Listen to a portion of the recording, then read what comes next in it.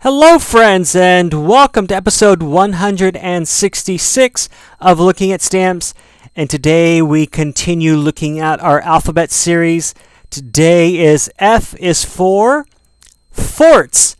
So I'm going to show you 4 new stamps that I haven't shown you and 1 stamp that I have. The first is Fort Nisqually.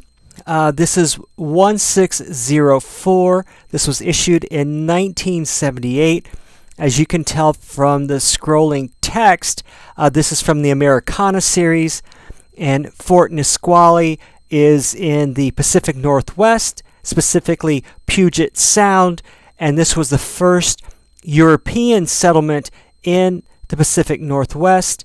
And you can see the text says, remote outpost, new nation building westward. That's 1604. The next stamp I've shown you before. This is the Fort McHenry stamp. This is 4921 from the War of 1812 series. I talked about this specific stamp in episode 148. It's one of my favorites just because of the background colors.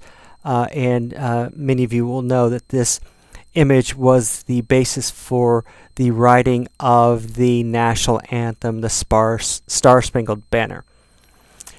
So those are 2 stamps. Let me show you 3 others. We're going to do these in sequence of issue. The first is the Fort Duquesne stamp, 1123.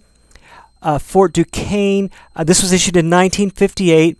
And during the French and Indian Wars, the fort was built by the French, and it defended the area around present-day Pittsburgh. I like this particular stamp because of the blue background. That blue is a striking blue. It's almost like that pottery that you see. So that is 1123, issued in 1958. The next stamp that we have is the Fort Sumter stamp, 1178. This was issued in 1961. Fort Sumter is the harbor of South Carolina.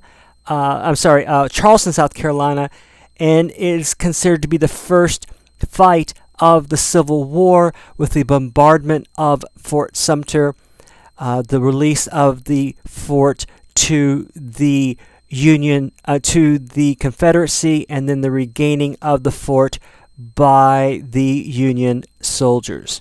So that is 1178, issued in 1961. Finally, we have 1409. This is the 150th anniversary of the founding of Fort Snelling. This was the move to the Midwest on its way to the Northwest.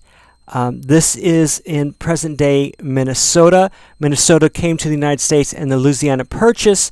There were no strongholds at that point. These were just furring trades.